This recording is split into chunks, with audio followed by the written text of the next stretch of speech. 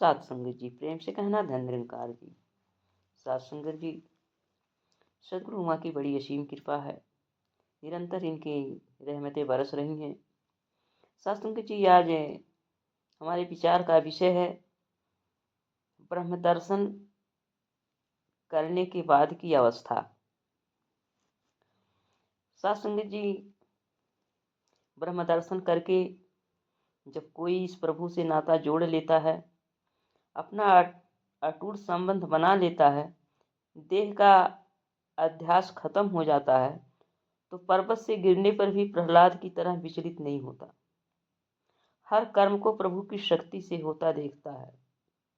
कर्तापन का अहंकार भी जिसे नहीं होता।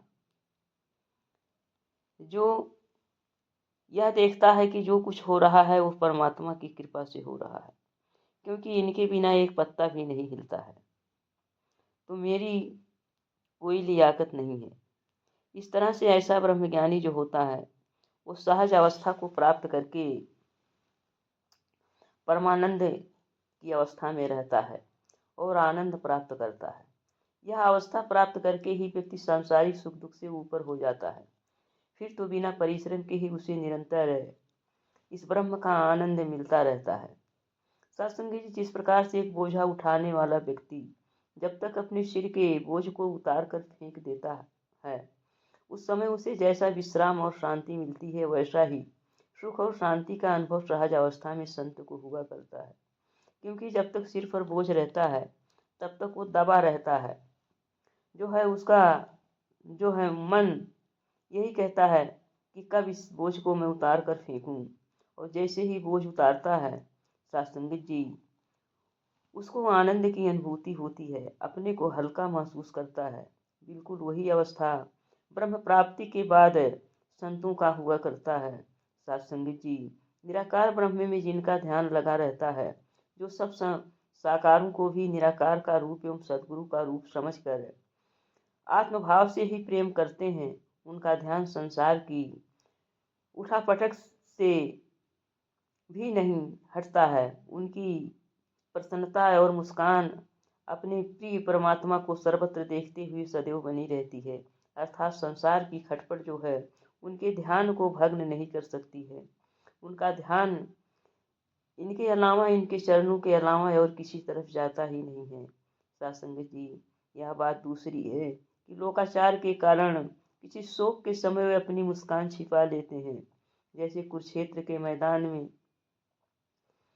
महाभारत में जहाँ 18 अक्षौहिणी सेना को मारने के लिए अर्जुन खड़े थे, अर्जुन की भी रोंगटे खड़े हो गए, शरीर कांपने लगा, पसीना छूट रहा था, यहाँ तक कि गांडीव धनुष भी हाथ से गिर गया।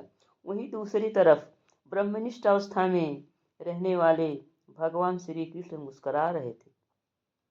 उन्हें इन सब का कोई भान नहीं था। कौन मरेगा कौन मारेगा कोई मतलब नहीं है, क्योंकि जो है वो जानते थे कि सब अपने कर्मों का फल है।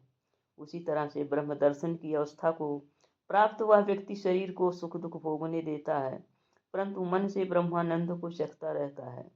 माया के जो विषय उसके ब्रह्मानंद में बाधा डालते हैं, उनसे तो ऐसा लापरवाह हो जाता है जैसे कोई सती होने वाली नारी श्रृंगार से। आवश्यक विषयों का भोग भी वह अनासक्त होकर शांत भाव से करता है। सत्संग जी, ब्रह्म ज्ञान का आनंद लेने पर दृढ़ विश्वास हो जाता है कि जो करना था सो कर लिया, जो पाना था सो पा लिया, जो जानना था सो जान लिया, अब कुछ जानने के लिए बाकी नहीं है। सत्संग जी, जब ये निरंकार ठीक से हमारी समझ में आ जाता है तो सत्संग जी, हर वह व्यक्ति अपने को धन्य मानता है और ब्रह्म आनंद रूपी समुद्र में गोते लगाते हुए दिखाई पड़ता है और स्वयं कहता है कि मैं धन्य हूँ, क्योंकि आज मुझे कोई भी संसारिक दुख दिखाई नहीं पड़ता है। क्योंकि पवित्र अवतार वाणी में बाबा जी कह रहे हैं, दया करे जिस ऊपर स्वामी मानो उसे बनाता है, गुरु करे तो वह ही बंदा आप खुदा हो जाता है। सत्संग जी, इस तरह से वह व्यक्ति अपने को धन्य समझता है। कहता है क्योंकि आज मेरा अज्ञान दूर हुआ है, जो सब दुखों का मूल था नष्ट हो गया है। मैं धन्य हूँ, क्योंकि मेरे समान धन्य आज कौन है। मैं धन्य हूँ, मैं बार बार धन्य हूँ, क्योंकि आज मेरे सारे पुण्यों का फल उदित हुआ है। मैं आनंद के हिडोले में झूल रहा हूँ। मुझे मार्ग दिखाने वाले सद्गुरु, शास्त्र, ज्ञान और आनंद सभी धन्य हैं, क्योंकि इन्हीं के कारण मुझे आत्मिक शांति मिली है।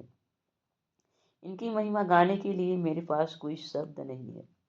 सरस्वती भी मेरी वाणी में हार चुकी हैं, क्योंकि इस परमात्मा की शक्ति का बखान कोई नहीं कर सकता है। सात्संग जी, ब्रह्म दर्शन की अवस्था के आनंद को अगर समझा जाए तो यह दृष्टांत जो है, जैसे एक नदी में लकड़ी के दो टुकड़े बहे जा रहे हैं।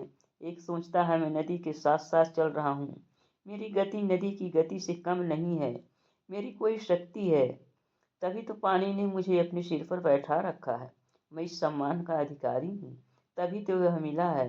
लकड़ी का दूसरा टुकड़ा यह सोच रहा है मैं कुछ नहीं, इस जल ने ही मुझे पैदा किया, इसी ने मुझे पाला पोसा, और अब इसी की कृपा से इसी ने मुझे अपनी गोद में स्थान दिया है। यह ही जल जहाँ ले जाएगा, जैसे ले जाएगा, वैसे ही मुझे इसके साथ बहना है। सत्संग जी, दोनों की बाह्य स्थिति तो एक सी है, लेकिन एक अहंकार में चल रहा है, दूसरा ज्ञान में तरा जा रहा है। एक अज्ञानजन्य अहंकार से चिंतित है और दूसरा सहज अवस्था से आनंदित है।